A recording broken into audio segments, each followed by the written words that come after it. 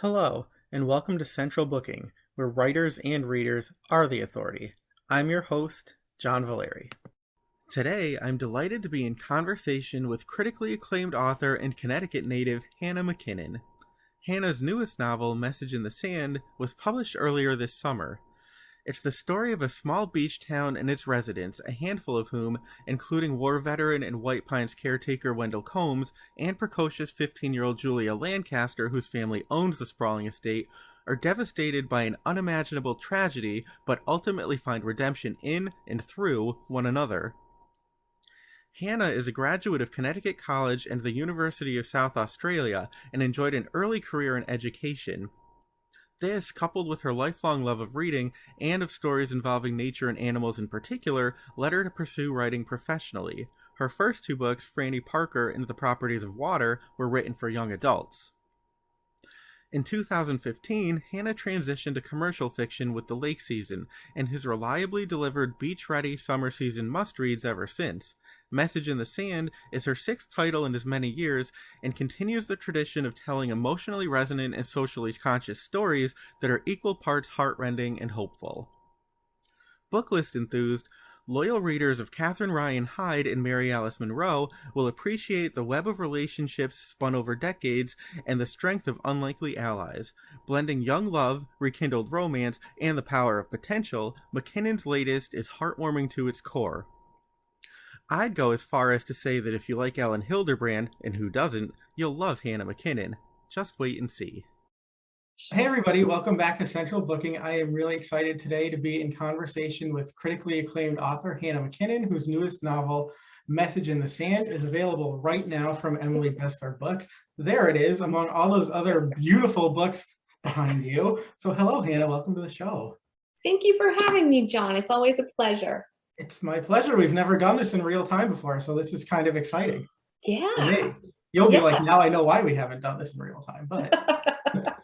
So I figured I would start by inviting you into our virtual elevator. So we're just going to pretend that we're stepping into an elevator, and whoever might happen to watch this video, they're going to come along with us, and you're just going to sort of give us the quick pitch for this book as we take a trip down or up or wherever we're going in this elevator. So hopefully we're going up.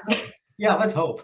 So my new book this summer, Message in the Sand, it's the story about a war veteran named Wendell Combs, who is a confirmed bachelor, and he's home from Afghanistan now for 10 years, but he's still suffering terribly from PTSD. And Wendell works as a caretaker on an estate for a wealthy family in the town of Saybrook, Connecticut, called the Lancaster family. And Alan Lancaster, his boss, lets Wendell keep to the shadows and keep to himself. And it works well for the two of them. But the Lancasters also have two young girls in the family, Pippa and Julia Lancaster, who are very curious about Wendell and don't leave him to his own devices. So one night when the Lancasters are hosting their annual summer gala, an accident takes place that nobody in the family or in the town could ever have predicted. And it forces these two very unlikely parties, the Lancaster girls and this retired war veteran, into each other's worlds much more intimately than they ever had been before. And ultimately, Message in the Sand is a story about family and about what makes up the fabric of family and about moving on from heartbreak and loss. Sure, that was very well done. I commend you. You've obviously been doing this a bit. This is not your first, lap around the track. But I wanted to ask you too, this book is told through multiple perspectives, which I really love, but I have to imagine, that can be difficult conceiving of how you're going to tell a story when you have that many viewpoints. So let me ask you, one, how do you see the structure as serving the story, but also what is your plotting or preparation like to take into account the varying viewpoints that you weave throughout the book? Yeah, that's a great question. You're actually the first person this summer in all my events who's asked me that one. I think for me, stories really are character driven for me, much more so than plot driven. And I always start with the central character. And in this particular book, I just had this vision of Wendell Combs. I happen to live near a very large estate here in Connecticut, in my hometown. And I drive by it every day, walk by it with the dogs, know the family.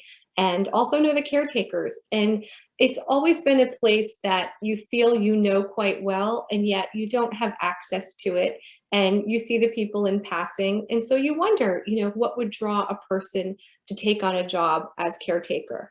So I started thinking about Wendell Combs, and as a fictional character, unlike my own neighbors, I wanted to try to flesh out a person who might be taking on the job of taking care of something in a very intimate relationship with the family who owns the property, but without forcing him to get too close. There's still that boundary between professionalism and the family life who lives on the estate.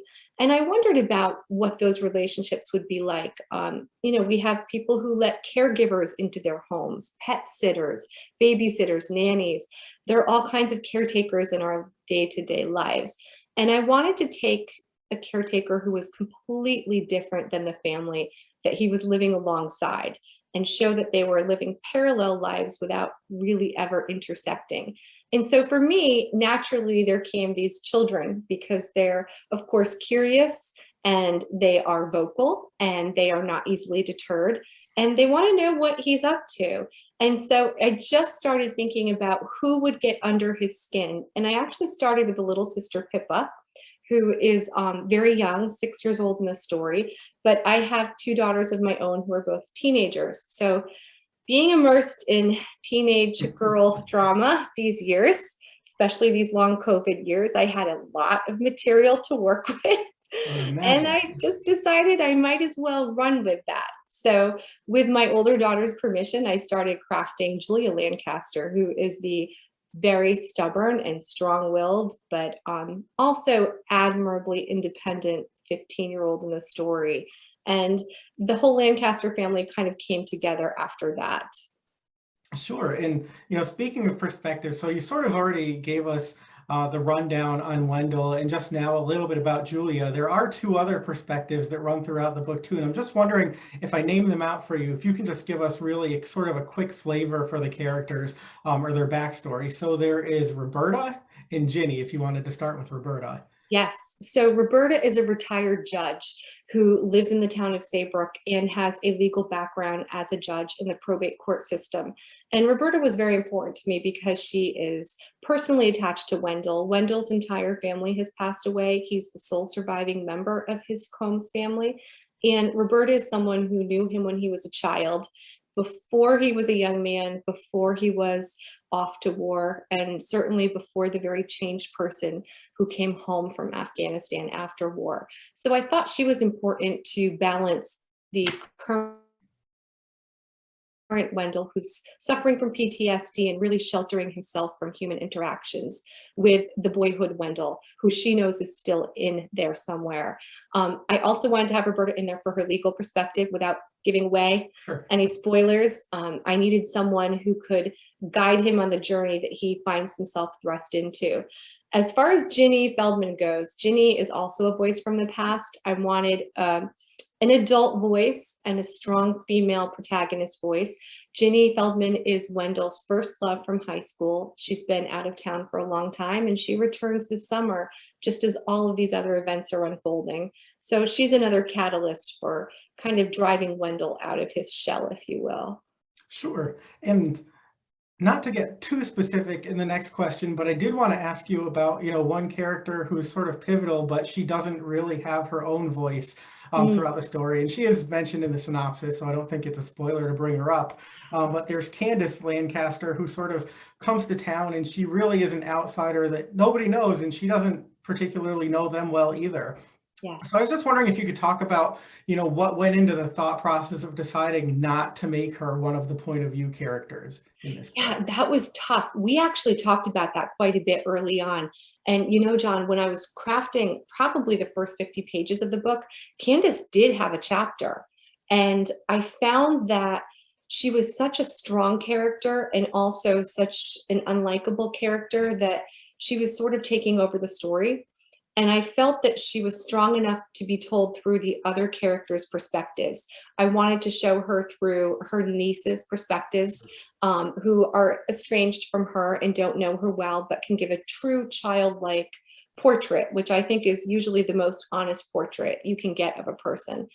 And I also wanted to show her through Wendell's eyes, someone who's an outsider to the family, but ironically, Candice, even though she's related to the family by blood, is even more of an outsider and an outlier than Wendell is.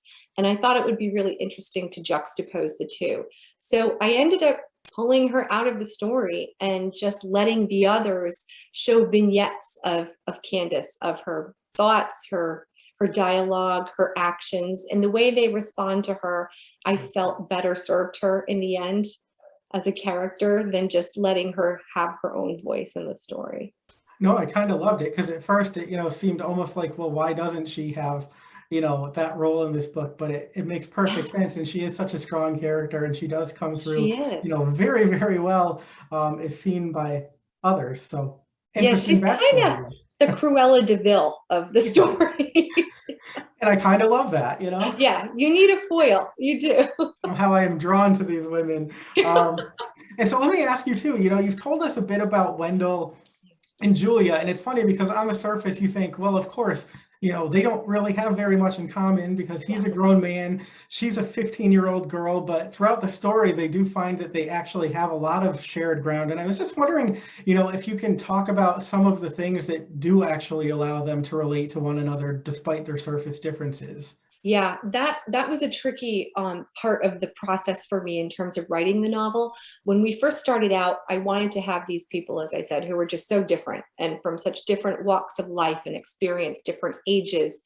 Um, I needed something to draw them together besides the accident in the story, which is such an important part of the plot, but I needed something that would actually bring them together on an emotional level beyond that, because that particular part of the plot is heartbreaking and I needed something hopeful. It's always a balance between keeping the story moving forward and keeping readers engaged, but also keeping them rooting for your characters, because there are some unlikable characters and hard scenes in this particular book. So for me, I ended up using the horse, Radcliffe, who Julia refers to as Ratty. Julia is an equestrian and she has a thoroughbred horse who Wendell is partially responsible for taking care of on the Lancaster estate. And their interactions early on in the book really demonstrate just how different they are. Again, without giving away too many scenes, Wendell really balances her stubborn streak and her independence, and he kind of gets under her skin in the same way she gets under his. And I wanted to establish that relationship before the accident that took place so that readers could see there was still a bond, even though there was some playful friction between the two of them. And I think Radcliffe, the horse as a character, was just so important to the story as a result, because there are events that take place throughout the story that bring Wendell back into the horse's life and bring Julia back into the horse's life, and ultimately the horse into both of their lives. And for me, that was kind of the glue that cemented their relationship. Sure. And I'm going to skip ahead actually. I wanted to ask you about that because one of the things I wanted to touch on, is your depiction of animals, throughout your books, because they're not just in this one book. It's kind of a recurring theme. It And is. I wanted to ask you about that because, I think it's one thing to have an animal in a story that serves the plot, but it's another thing to really give them distinct personalities and make them come alive as their own character, sort of along with the human ensemble. And you do that really, really well. So how do you do that? Thank you. Well, I guess because I'm a sucker and I come from a whole family of suckers for animals. One of the questions we always get as authors is, what would you be doing if you weren't writing? What would your dream job be? And if I'd had the stomach for it, probably veterinarian. For me, I grew up here in Connecticut. I was a writer myself, and friends and family have said to me many times, aside from my first children's novel, I don't have any horses in there. And they were such an important part of my life for so many years. So I made a promise to my mother I would throw a horse in there at some point, and I did. But yeah, I think, animals are such dynamic parts of our lives and our families. And especially this year with COVID, thank goodness there were so many adoptions and shelters, and people returned to doing things outdoors in nature and being more active and involved with their pets. And I just wanted to kind of give a nod to that in the novel as well. I think that they are very important parts of families and they play a big role in our lives. Sure. And so if you don't mind, just to return to Wendell for a Yeah. minute, just to get an insight into his character development, as you sort of alluded to, he's known a lot of loss in his life. I mean, his parents have passed away. He lost a sibling. As you said, he's a war veteran who suffers from PTSD. So I just wanted to ask you, how you endeavor to take such big topics that affect people emotionally and physically and sort of render them in a way that's sensitive, but also authentic to the actual truth of these sort of human tragedies, because I think you do that very well. Thank you. With my first book, The Lake Season, my first adult title, I covered the relationship of two sisters, and one of them was bipolar. And there are a lot of tough topics in that book. There's suicide, there's mental health, and it's all kind of told through the story of this family reunion and wedding. And so on the surface, I think a lot of my books look like a typical family summer. There are weddings, there are reunions, there are trips, and all of those events are ripe for family drama, which I do love to write about. I try to balance it with humor, but at the end of the day, what really interests me are the heavier topics. And I don't necessarily write about extraordinary people. I think I write most often about ordinary people who just face extraordinary circumstances. So I like to try to balance that with being respectful to the topic, and to what the characters are going through. I try to think of them as real people. To me, as a writer, my characters are real people to a certain extent, and you spend so much time with them as you craft the book over the course of a year that you want to really let them unfold honestly and authentically. So I'm glad that comes across on the pages to you, John. Sure. And I wanted to ask you too, it's funny you were mentioning, beach reads, and a lot of times you're like the queen of the beach reads, I think is one of your monikers. And people refer to these books in that light. And I think on the one hand, that's great because it probably entices people to pick them up. But on the other hand, it can almost be a disservice just in the sense that you don't necessarily realize the gravity or the heft that's there thematically. So I was wondering if you just had thoughts on, how that title can be both a help and a hindrance in helping people find your Oh, book yeah. and know them for what they really are. Yes, there's a duality with that. I think with my first book, as I just mentioned, Lake Season, we happened to release in June of 2015, and it happened to be during beach read season. I had never set out to write a beach book, if you will. I love them. I read them all the time, but I wasn't sure if that quite was the genre that I had, fit into purposefully or just by chance. So for me, I think it's been a blessing for sure, because I get to write about summer seasons, summer places. I tend to stick to New England as a setting because that's my stomping ground personally, and I love it so dearly. But I think that there are readers who will pick up my books and see these beachy covers, and you get those Amazon reviews once in a while, and they say, "Oh my gosh, I wanted to escape." And there's this story about this accident, and I think sometimes they're a little surprised. Hopefully, mostly in a positive way. I've had some reviews this summer about this particular book. People expected to pick up, in their words, a light, fluffy beach read, and they were delighted to find that there were a lot of layers underneath that. So if I can, give a little bit to both of those, then I feel like I've done my job. That makes me happy. Sure, and I love that. I mean, I think it's one of those things, that's life. Life is Yeah. challenges and difficulty, but hopefully at the end of the day, there's, some happiness and redemption. If you're willing to go with it through the end, I think you will be, uplifted by it. But yeah, it is just interesting to see how books are sort of categorized in the ways that can Isn't help it? or not. Yes, and it's true. I think it's such a publishing it's largely driven with marketing, and I think the way you target your audience is so important. And we've tried to reach a very broad group of readers and the kinds of topics that we cover. Sure. And I wanted to ask you too about sort of the nostalgia factor. You were talking about there are certain, places that you try to capture the essence of when you're writing your books, and people who live in Connecticut or New England are really going to feel that come through on the page, because Saybrook, Connecticut is very reminiscent of a lot of sort of beachside communities that you can find in the area. So can you just talk a little bit about how, setting enhances the story that you want to tell and what you feel the power of nostalgia actually is? Oh, sure.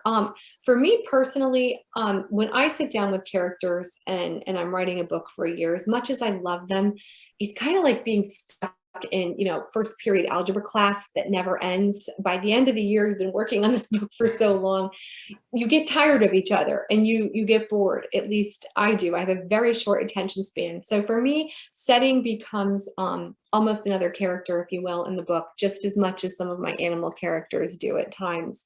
So I find that if I write about places that I know intimately and I feel strongly about, it really helps keep me engaged, and it helps me feel like I'm very present in the story as I'm working through it.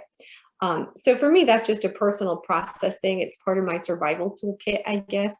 I don't really do it consciously, but looking back in my last 8 books, I'm absolutely guilty of it. And I think the nostalgia part comes with, the moniker, write what you know. And Mm. I wouldn't say that I adhere to that necessarily. I've written about traumatic brain injury, I've written about mental health problems, all kinds of issues that I don't have personal experience with necessarily.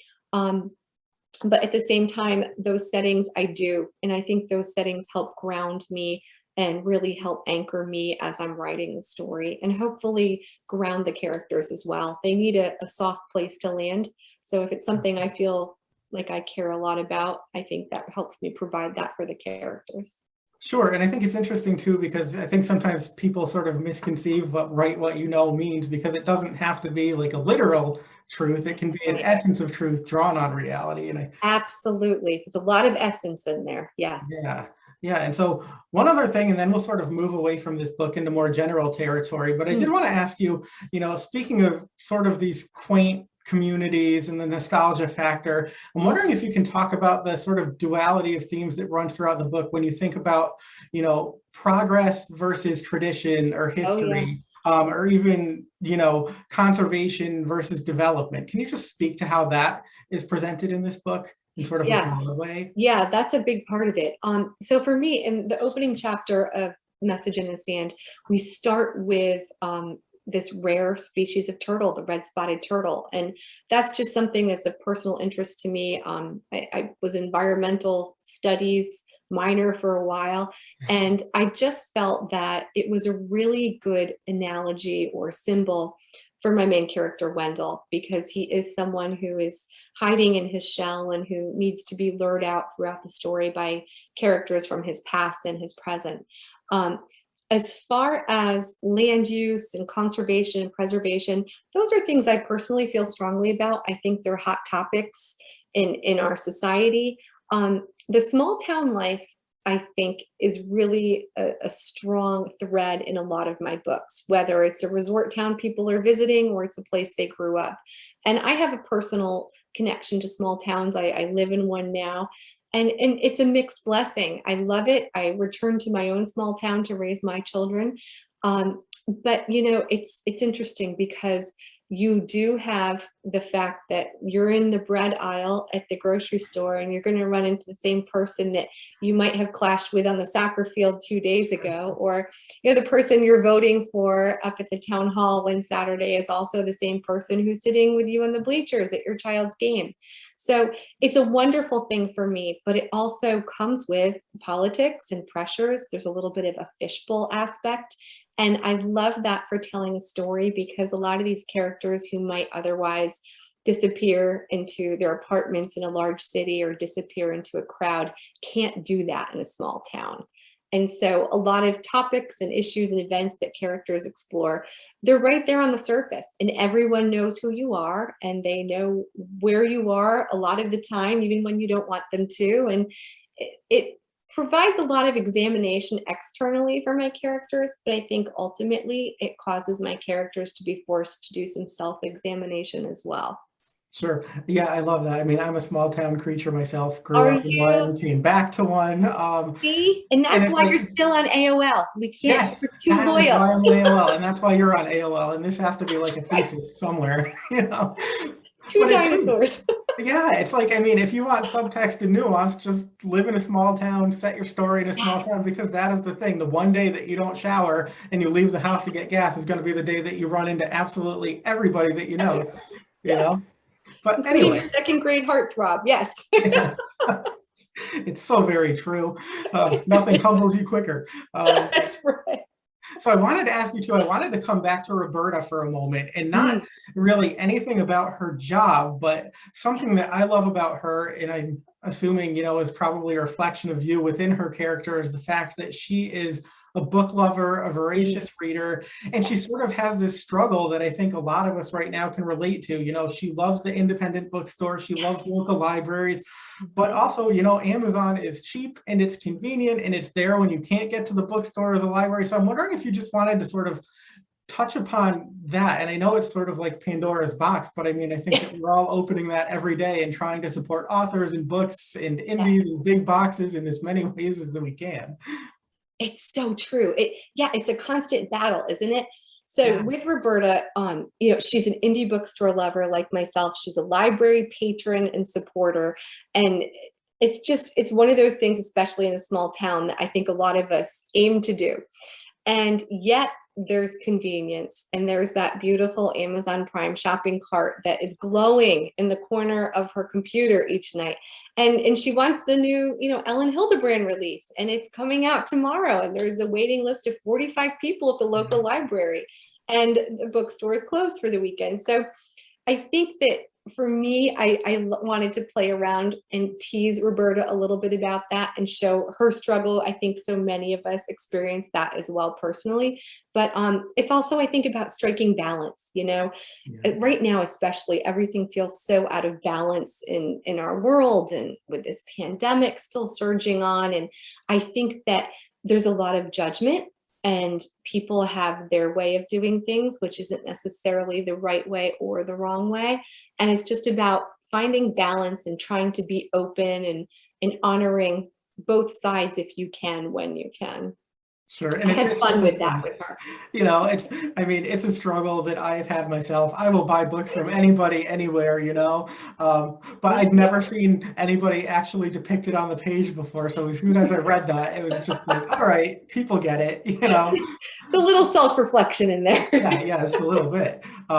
So I promised I was going to take you back so we could talk a little bit more generally. So I'm going to combine a couple questions quickly because I don't want to keep you here all night. But if my reading is correct and my understanding is correct, you had a couple of sort of transformative moments in your life that sort of led you to writing. One of which is when you were in the third grade and you attended your first Young Authors Conference. And then later, you were actually a teacher and you were reading to a group of children, and you looked up and some of them had, tears in their eyes and a very emotional reaction to what you were reading. So I was wondering if you could sort of reflect on those experiences and how they have helped to lead you where you are now.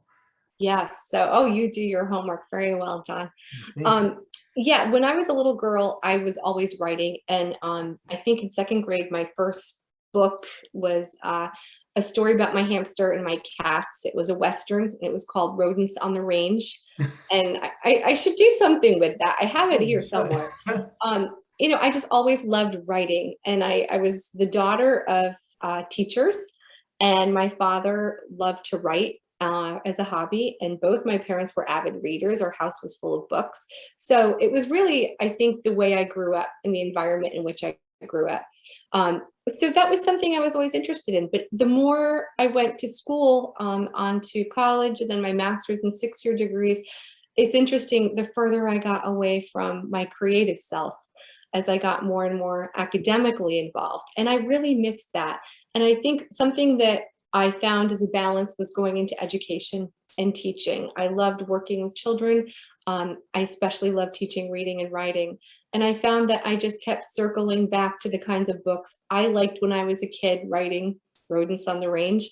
And I found that my kids in class also really enjoyed that. So that one scene that you were talking about from the book in Kate DiCamillo's Because of Winn-Dixie was very pivotal for me. And I felt like I was kind of coming full circle. And when I had my first daughter and I was home on maternity leave, I dabbled a little bit in children's fiction. And during that time off from work, I wrote my first 2 children's books, Franny Parker and then onto The Properties of Water. And after that, I segued into adult fiction.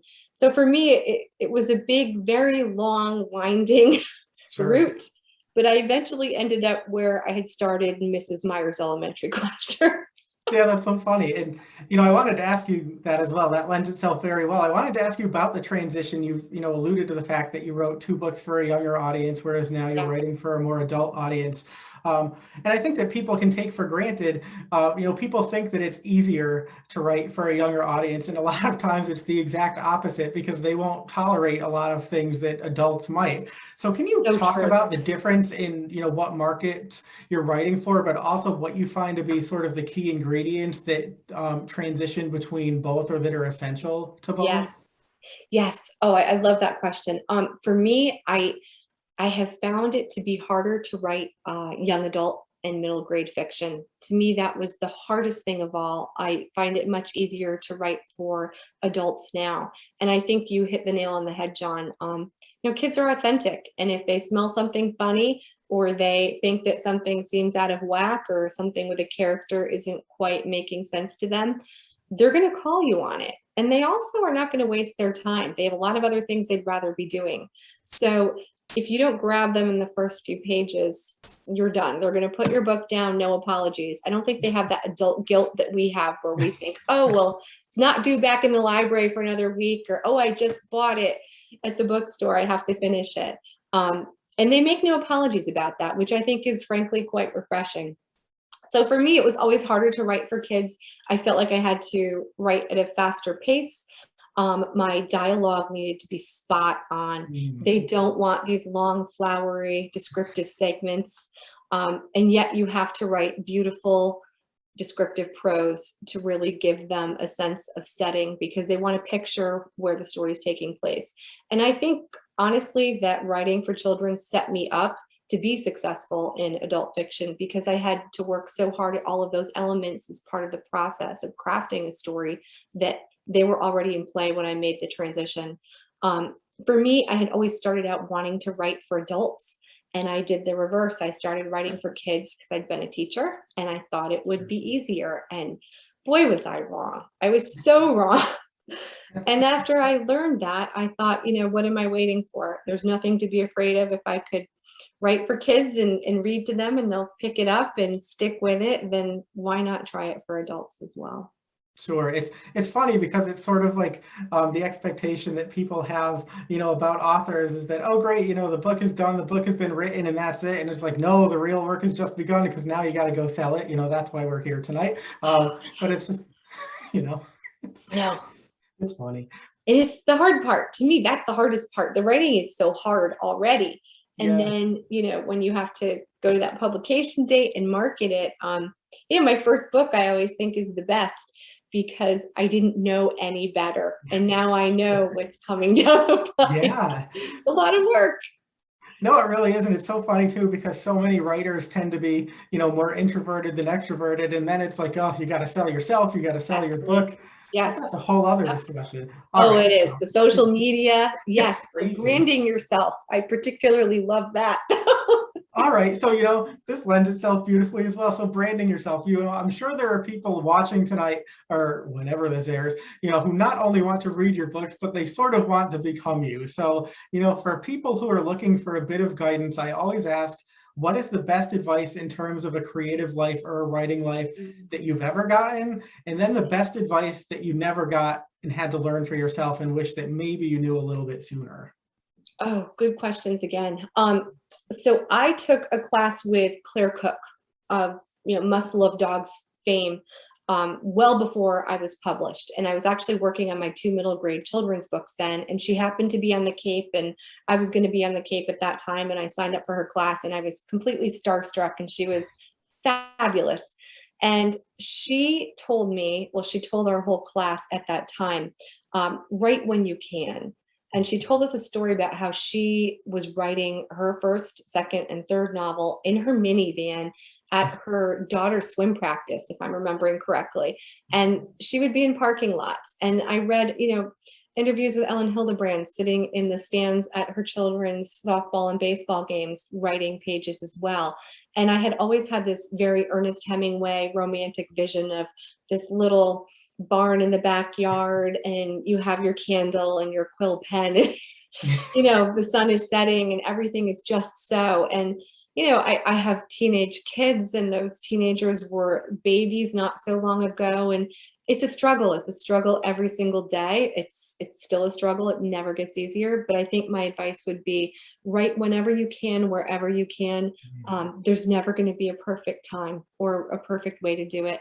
My other advice would be immerse yourself in the genre in which you hope to write, and don't focus so much on publication when you're writing. Focus on your story, focus on your voice, and really trust your gut. If you're reading actively in that genre and you are reading a variety of works from different authors, you're going to have a sense of what that audience is looking for and how those books really come together. And I think that that's really helpful advice. The advice I never got that I wish I had gotten was how to handle marketing. It's something I still struggle with. I'm not on social media as much as a lot of other authors. I am, believe it or not, a terribly introverted person in many ways. I love being home with the family. I'm a homebody. I write with the dogs under my desk every day and a cup of coffee in my pajamas, and that's about as glamorous as it gets. So, when book tour comes around, as much as I love getting out there and meeting readers and bookstore owners, I have to really energize myself and push myself to do it. And the same with advertising. I don't know many authors who are great at talking about themselves and want to push themselves into everyone's living room or steer them toward their book in the bookstore. I'm much more willing to tell you what books I think you should read from other authors Right. than I am to ever put my book in your hand. And it's something you have to do. You have to market yourself, and something I'm still working on every day. Sure. It's funny that you say that. It does take a whole lot of energy, especially for, Yes. introverted people who have to be extroverts, because I'm the same way. Are And you? yeah, and it's like you have to, like, plug yourself into the wall socket before you leave the house, because You do. You it's do. fun, but it's a lot. It's a lot. And I personally find it as rewarding and wonderful as it is. I actually need like a recovery period afterwards. I just need to decompress and kind of sit in a dark room for a little bit Yes. and recoup, because it does really sap your energy. Interesting. All right. Final two questions. I don't usually ask this of authors, and I don't know why not, but you sort of brought it up. So do you have any books that you've read recently or that are just evergreen, to you, that you would like to recommend to Oh people? gosh, so I am currently reading two books at the same time that I usually try not to do. I have The Other Black Girl, which is phenomenal, and I started that one first, and then I went on vacation to Cape Cod, and I always save Ellen's new release for Yes. my annual family trip to the Cape, so I started that one as well, Golden Girl, and I highly recommend both of them. I'm about halfway through each one, and different as they are, they're both equally compelling. I'm really enjoying both of them. Awesome. I have to say, Ellen Hilderbrand, I really, really love, and she's another one of those authors where she gets hit with the beach moniker, but it's so much Yes, more when you actually pick one up. so I true. kept sort of comparing you and her in my mind when I was reading your book, because Oh, you're how very, very funny. Oh, that similar. means so much. It's true. I was like, oh my gosh, these are going to be my two, like, seasonal beach authors. I Even love though, it. you Thank know, you. it's not necessarily calm seas. There are some waves, but it's a good ride. I think that was a mixed metaphor. All right. Final question for you. You have a family to get back to, dogs, other things to do, but we've talked sort of all about the things that you've done. So naturally, I want to ask you if you can leave us with a teaser of what we might expect next from you. Yes. So I'm working on my next book for next summer now. It's a mix of historical fiction and beach read. It's a story that takes place in Westerly, Rhode Island, with a family reunion. And there are three different generations of women in the story. So it goes back to 1930s and the Great Hurricane, which was a true and incredibly devastating natural event that I'd heard about, but never did know very much about. And I'm surprised. It's, I think, the greatest natural disaster our country ever had. So I'm doing a lot of research on that, and it's a mix of present day family reunion and family drama and strife and all that good stuff that comes with siblings and grandparents and parents getting together for 2 weeks under the same roof. And it's also a mix of the past and an event that took place during the fall of that hurricane.